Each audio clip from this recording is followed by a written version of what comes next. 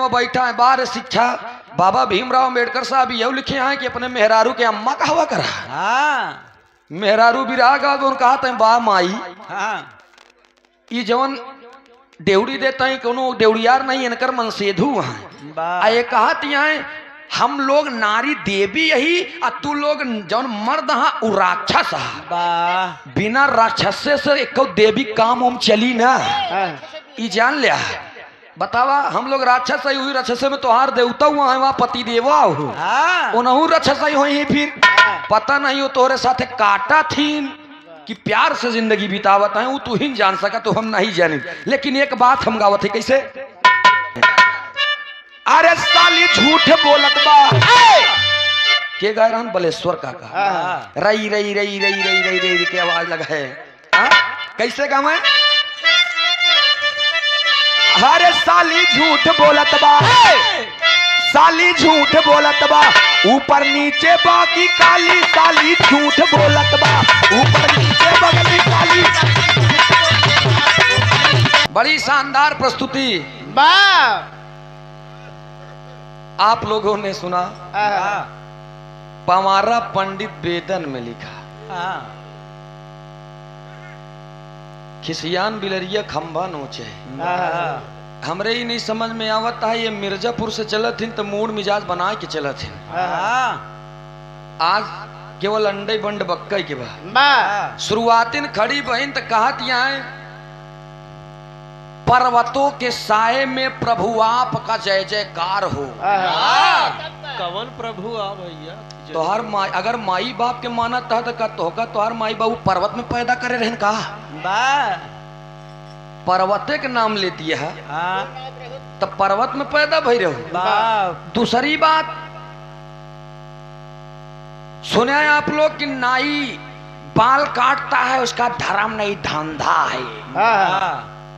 यादव दूध बेचता है तो उसका धर्म नहीं धंधा है। अरे बिरहा गाय यही धंधा ना हो इनका धर्म ही है।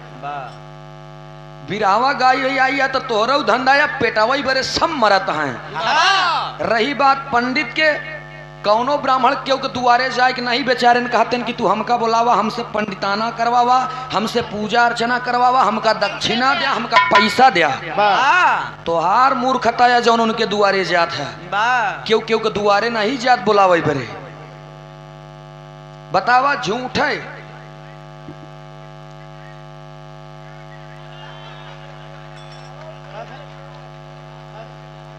कहा था कि दुआरे दुआरे मंगते नहीं मंगता होथिन पंडित थोड़ी होथिन।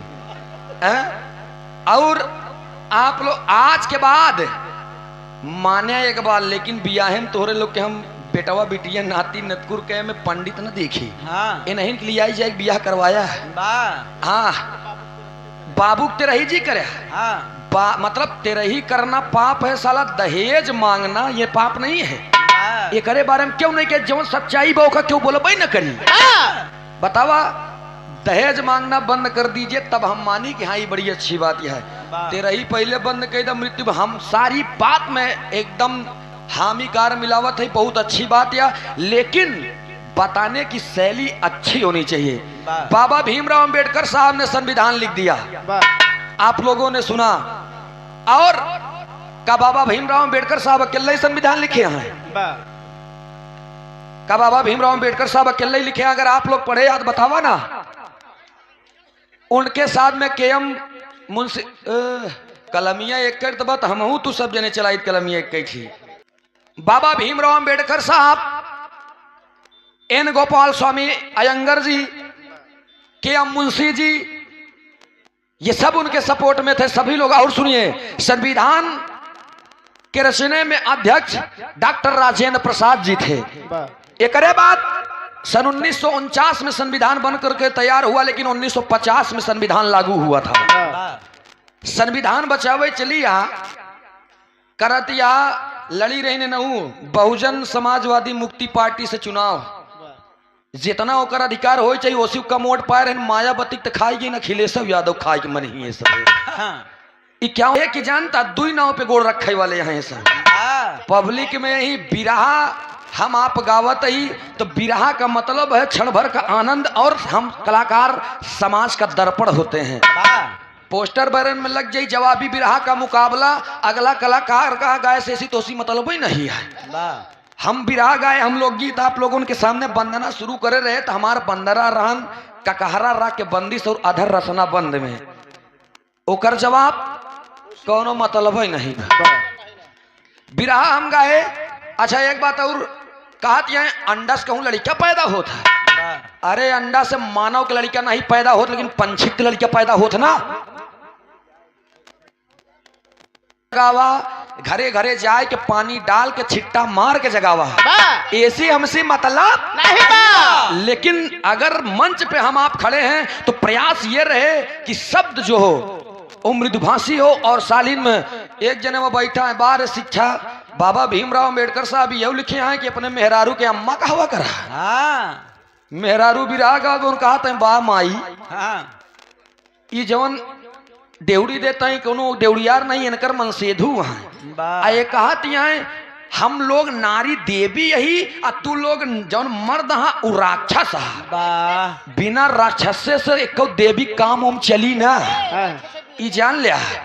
बतावा हम लोग राक्षस ही हुई, राक्षस में तोहार देवता हुआ है वहाँ पति देवा हो उनहू राक्षस ही हुई। फिर पता नहीं हो तोहरे साथे काटा थीन कि प्यार से जिंदगी बितावत है, वो तू ही जान सका तो हम नहीं जाने। लेकिन एक बात हम गावत है कैसे,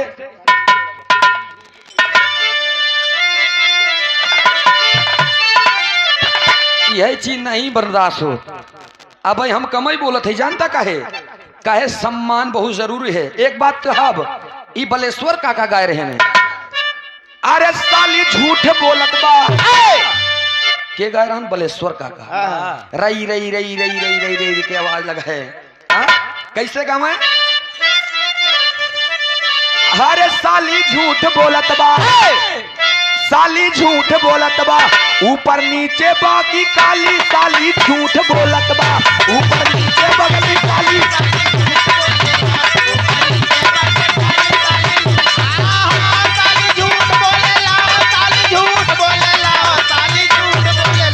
ऊपर नीचे अंदर काली, ऊपर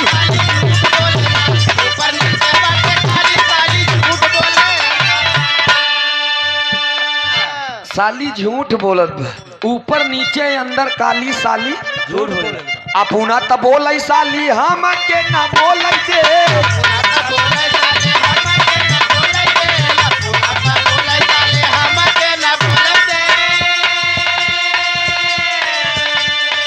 अपना तो बोले साली हमके ना बोले दे, और समाज में हमके ई बोलिया ना खोले दे, हमके ना बोलिया ई खोले दे, समाज में हमके ई बोलिया ना खोले दे।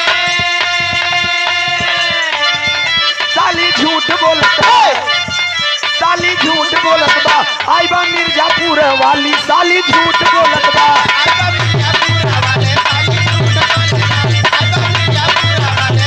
बोलत बा। देवी देवता के अपमान करत यही नवदुर्गा पूजा में कितने जने के पेट चलत है। बाजा वाले भैया 2 पैसा पाई जाती, फल वाला बेचारा 2 पैसा पाई जाता, टेंट वाला 2 पैसा पाई जाता, कितना परिवार चलत बा पेट में। मारत यह गरीबन के बेचारे SC OBC ST मार 2 लाइन अंग्रेजी जान लिया तो history the mother of politics बतावता है। मैं मानता हूँ इतिहास में रीजन नहीं है, लेकिन history is the mother of life, read gain to husband and wife. फिर से जाके पढ़ा अंडमंड नहीं है बोले जी आवा करा। 51 रुपया का पुरस्कार, नाम बताओ तो। अमर सिंह भैया बहुत सन मस्ते बा प्रणाम भाई। 50 रुपया का पुरस्कार, 100 से सभी सकल पंच के नमन बा। आशीर्वाद हम बच्चे कला में कामयाब रहे। बाबू राम आधार जी गाय चला गए रामायण। बतावा एक बात और बताएं कि शूद्र गंवार ढोल गंवार शूद्र पशुनारी ये सब ताड़न के अधिकारी। बतावत यहाँ कि लिखा गया है उन लोगों ने गलत लिख दिया है कि ढोल गंवार शूद्र पशुनारी, यानी ढोल को, गंवार को, शूद्र को, पशु को, नारी को जेतना ही पीटब्या, जेतना ही पीटबा उतना ये ठीक। बतावा इस तोका लोग के अनपढ़ लागत है, पढ़ा लिखा गवैया से जब पाला परी तभी तोरे समझ में आई। हम तो से बतावत है कौन विद्यालय के टीचर आ जौन हमका बताए दे कि ताड़ना माने मारना होता, ताड़ना माने देखना होता है। मनाई कहते ना कि तनी एक ताड़त रहा, ई पूर्वांचली भाषा है, तनी ताड़ा हम आवत है। ताड़ना माने देखना होता है, तो उन्होंने लिखा है कि ढोल गंवार शूद्र पसुनारी ये सब ताड़ना के अधिकारी, यानी कि इनका देखत रहा, टाइम टाइम पे इनकर माल दियत रहा, नहीं ढोलक माल न पीटत है। अगर इनमें का मसाला छूट गया, मारन दो चार हाथ भक्क से अंदर ओली आई गया, ओकर देखा पीटम मतलब मारा बनया, ओकर देखभाल। अब झूठा अब वैसे तोहार नाम बस सरोज, हम चली संधि विच्छेद कह दे कि सामान्य सरोज रो माने रोज जमाने जमाओ चार डंडा। ये कहाँ की बात है बतावा, कहती है कि देव देव देव देव देवता हो गए, मांगन मांगन देव देव देव देव देवता हो गए, और दान दे दानो हो गए। चूतिया मिर्जापुर वाले के बनाऊ, प्रयागराज वाले चूतिया नहीं है। संस्कृत का एक शब्द है जिस शब्द का नाम है द्यू, और द्यू शब्द से ही देवता का उल्लेख किया गया है। बतावत यह देश के बकैती हमारे सामने, बतावत यह देश गुलाम रहन। हमका बताइन कि पिछले जन्म के बात के बताई पाई, एक पल के एक मिनट के क्यों बात है ना बताई पावत बा, पिछले जन्म के बात बताइए। 35 साल पुरानी माई आटिनवाई की बैठी है, कहा 3500 साल पिछली बात बतावत है, जब देश गुलाम ना ही रहा। तेन कैसे जानी, इनके पास तीसरा नया नहीं जाके देखा भोले बाबा इन्हें के देहे हैं। और ये आदरणीय आप सम्मानित श्री भैया हमारे सत्येंद्र यादव हैदर भारत गैस पहलेदाबाद प्रयागराज से 50 रुपया पुरस्कार। नमस्ते प्रणाम आशीर्वाद, हम बच्चे कला में कामयाब रहे। हम ही मानत ही जो चीज हमारे देश के लिए बाबा भीमराव अंबेडकर साहब करके चले गए, दुनिया में कोई भीमराव पैदा नहीं होगा दोस्त। कहे कि हमहू भी रहा गई थी कि गिर के भी संभल जाए उसे इंसान कहते हैं, जो गिरकर भी संभल जाए उसे इंसान कहते हैं, जो बुरी आदत को ना छोड़े उसे शैतान कहते हैं। लिखने को तो लोगों ने हजारों किताब लिखा, लेकिन जो मेरे बाबा साहब ने लिखा उसे भारत का संविधान कहते हैं। ओ का हम हो गई थी। अब इन बतावत यहाँ की रगना, आप लोग ध्यान ही दे एक बात पे, कहा यहाँ रगना गोड़े में लगाई जात, अगर मोहे में लगाई देवे तो राक्षस लग गया। इतना तो जानत यहाँ, लेकिन ये नहीं जानत यहाँ कि कौन बिरहा कहाँ गावा जाता है। गाय के ले रुआ भैंसी के ले रुआ गाय के लगाई दू, कुछ समझ नहीं पाए लोग कहाँ गाय गऊ तू लय दे यार, ये SC ST OBC खाली देवी देवता बुराई, खाली देवता।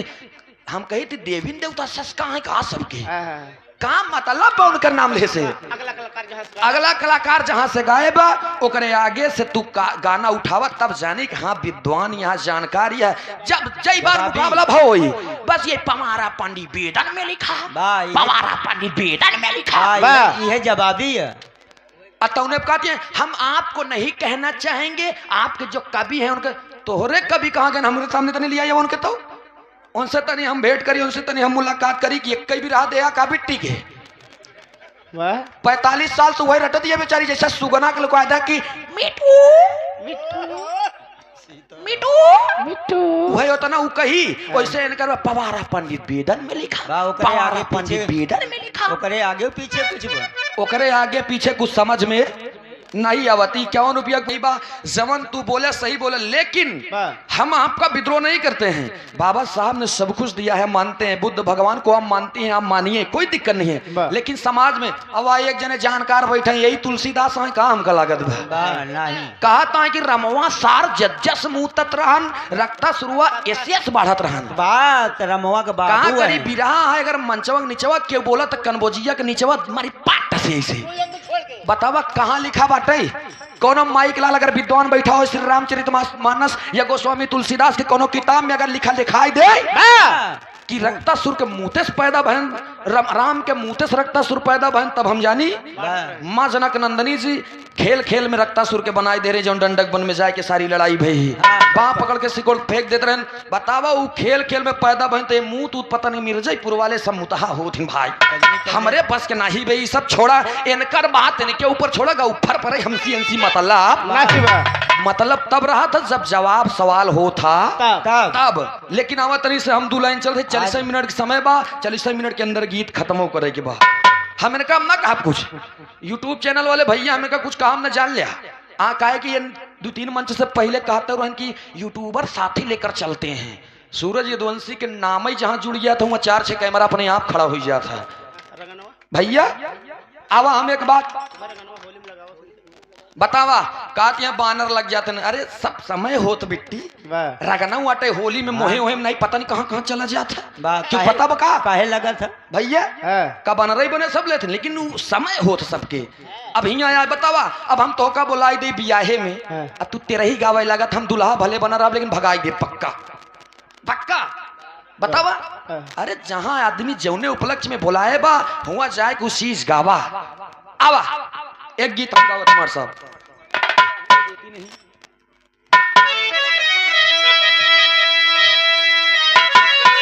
बा मांगता हूं मैं मांगता हूं तो ये देती नहीं क्या जवाब मेरे बात का और जब देती है तो खड़ा हो जाता है अरे रोम रोम जज्बात का जी कहता है मैं डाल दूं क्या डाल दूं क्या जी कहता है मैं डाल दूं तेरे बालों में गजरा गुलाब का लेकिन डालते ही झर जाता है झर जाता है हाँ? क्या लेकिन डालते ही झर जाता है पत्ता पत्ता गुलाब का ओ दीवानी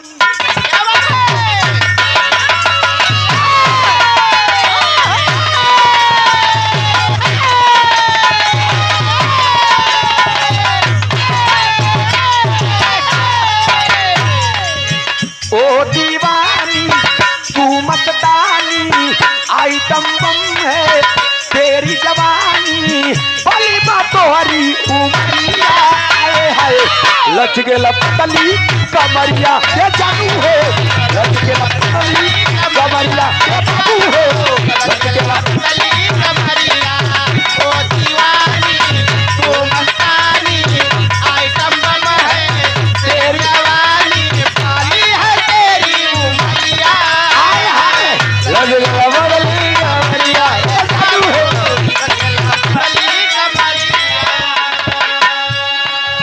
गाना ऐसा हो जौन रसील हो लोगन के समझ में आवे चाहिए।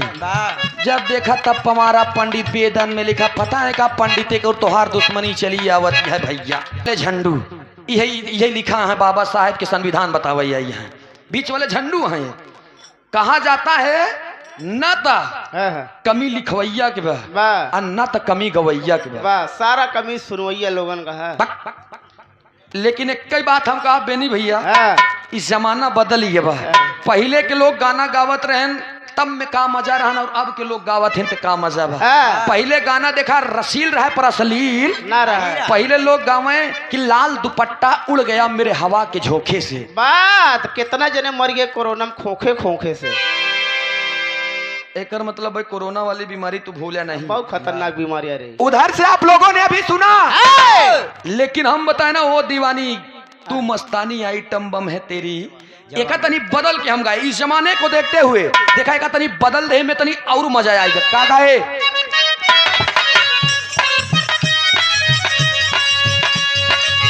टाइट जींस बा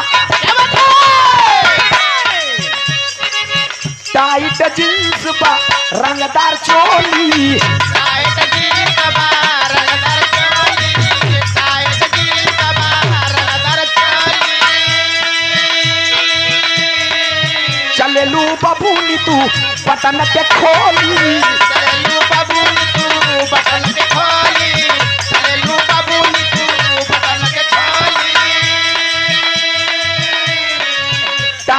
जींस बा रंगदार चोली चलेलू बबूनी तू बटन के खोली पाइना के उतोसी कोरा ए जानू हो आवा उठाई ले ई कोरा ए बाबू हो आवा उठाई ले ई कोरा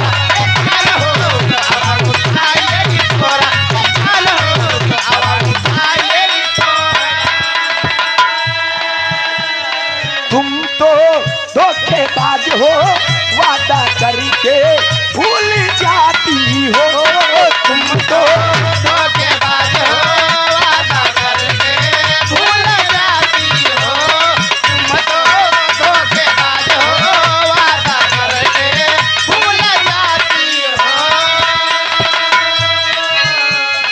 रोज रोज तुम जो सनम ऐसा करोगी रोज रोज तुम जो सनम ऐसा करोगी रोज रोज तुम जो सनम ऐसा करोगी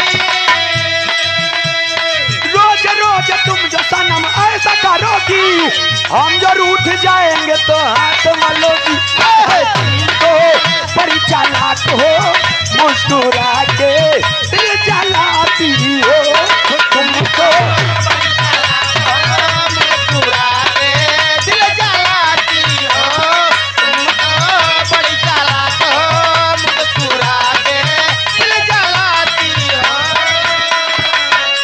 एक बिरहा तोहरे बिरहा पे हम अपन बिरहा देखा चाँपे चलत है हम ना पीछे हटब तू भले तू तो कभो सटबे नहीं भू आज का सटबू हाँ। लेकिन हम तोहरे बिरहा पे हम अपन बिरहा सटावे चलते इलाहाबाद या बाबू राम कैलाश जी से जे गायस हुआ जाने सेंटर के गवैया कैसे होती लाल जी लहरी उस्ताद से जे गायस बा उहो जाने की